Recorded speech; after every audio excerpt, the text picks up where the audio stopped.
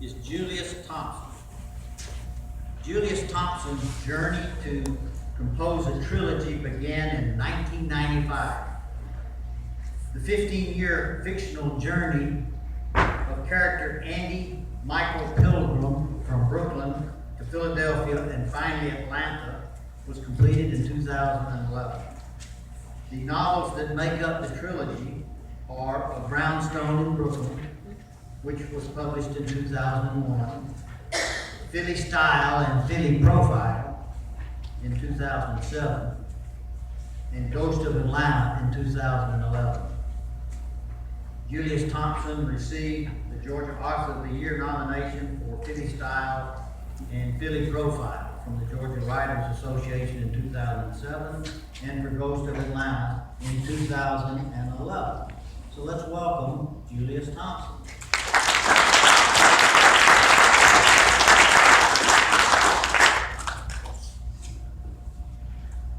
Good afternoon, everybody. Good afternoon. I want to thank you, the Atlanta Writers Club, for giving us the opportunity to speak. Great event. My topic today is writing confidence, which is imperative to the success of any author.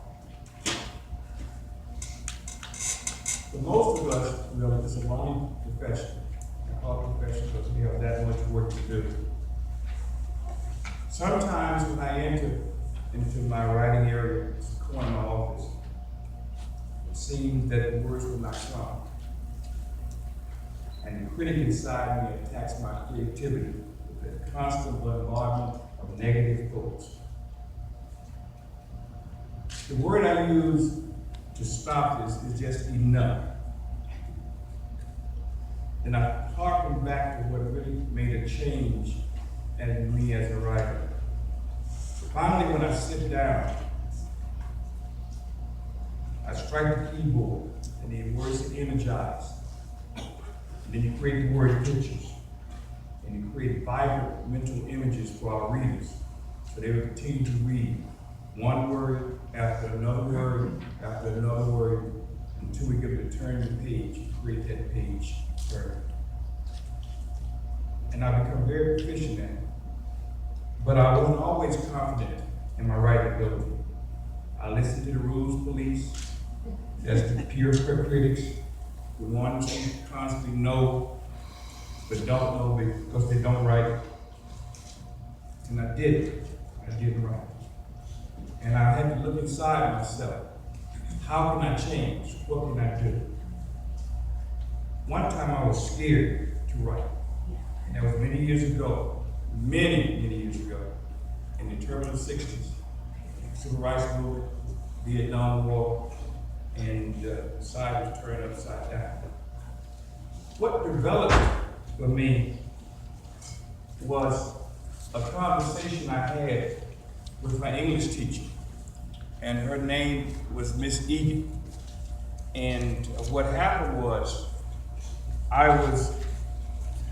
just imagine on a Friday evening, you're in state of Georgia, 300 segregated, and on Monday morning, you're in Brooklyn, New York, 3 million and integrated. So it's a whole mental change, what I wanted in myself. So Miss Egan was my English teacher, and so she was a stern teacher of Irish descent, but she was very fair. But she would look you in the eye, and she would not lie to you. And she would tell you yay or nay, yes or no. So for days I would walk by her door. And so finally, I got the nerve to walk by her door, and then I blurted out, open the door quick and blurted out, "Can I write?" And I said, then she gave me that look, and that look said, I said to myself, oh no. Then she just said very softly, "Do it." And I said, "What?" "Do it." And I never stopped since. So what we have to do as writers is to believe in ourselves. And when we can get positive advice, then we will take that positive advice.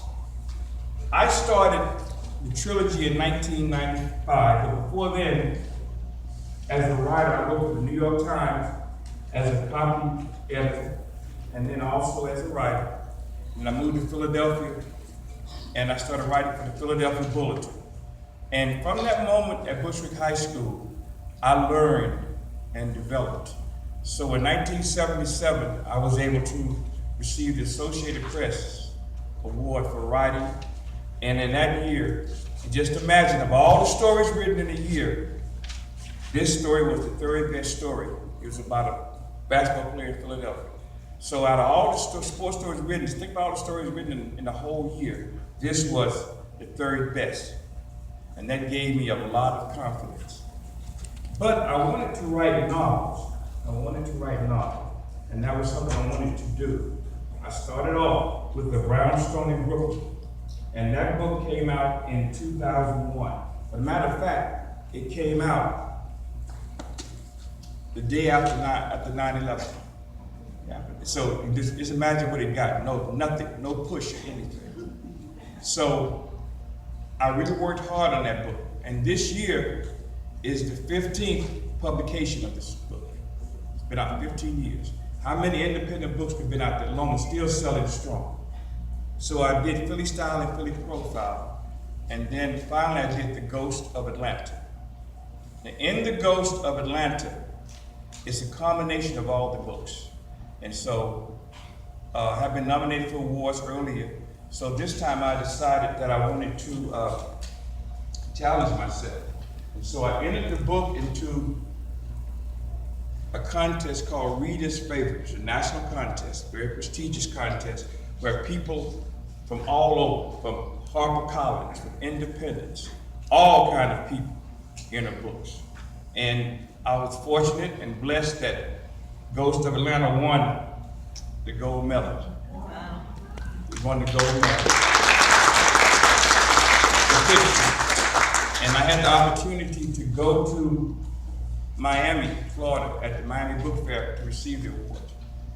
And what really helped me is started with Clay and Marty. We all started together when they first started. I was here writing. I taught at Emory University and creative writing in the evening. One of my former students is here, right there. And I worked and developed the skills and the talent.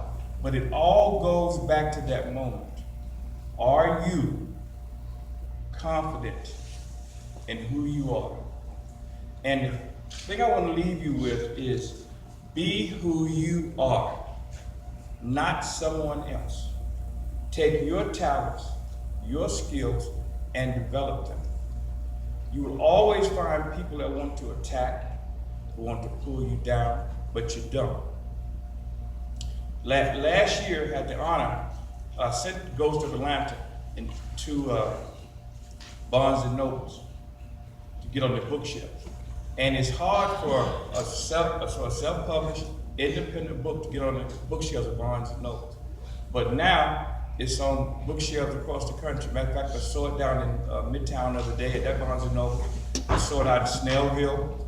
So not only has the book won an award, but it's broken a lot of barriers. So I just want to give you hope that I was sitting there and I'm still working. I'm working on book number 5 now. That'll be out in the fall called Stormy Winds. Fountains of Rockwood is another book that's published, that's out.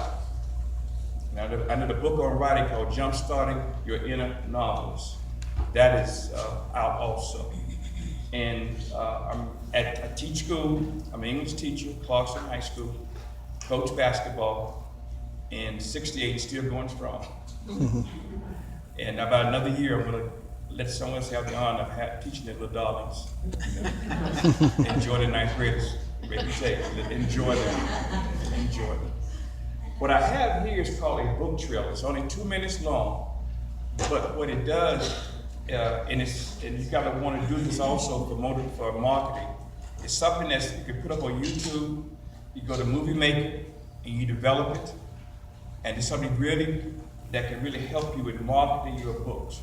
And this is about Ghost of Atlanta when it first came out. It's a little older video, but I wanted to show you, and it's only 2 minutes long.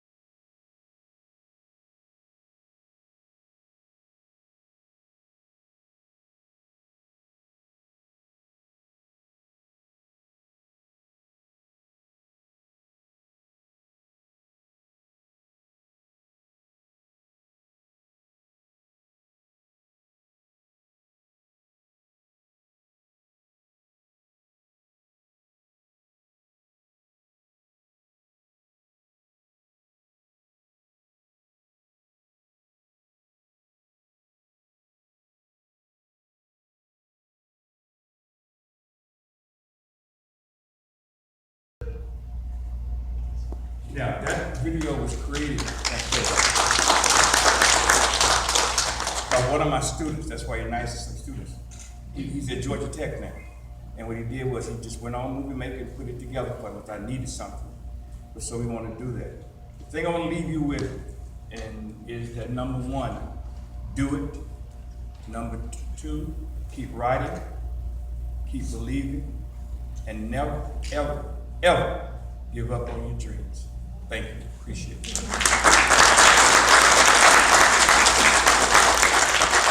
Are there any questions? He said I have a few minutes if you have any questions. I'll be here the whole time in the back. If you have any questions? Yes, sir. What was the book you were talking about, the fourth one about writing skills? Jump starting your inner novelist. I have that here too. What happened was my editor's name is Dennis DeRose out of Middletown, New York. I have copies here of Dennis DeRose. He's from New York. And he's a great editor. Great editor. I started when he first started. We got together. I did a lot of blogs and columns on writing, a lot of my Emory stuff, and I put together a short book. It's about like 50 pages. It's on writing. It's on the things I talked about today, the writing confidence, how to do point of view, descriptive characters, how to organize yourself, how to spend time, how to find out different things that you can do to improve yourself as a writer. I don't have a question, I have a comment. You have boosted my writing in a way that definitely I am going to try to be the best writer that I can be. Thank you And so thank much. you very much. I'm very happy that I'm here today. Thank you. That's what I want to do, is build that writing confidence. So, thank you so much. I appreciate that.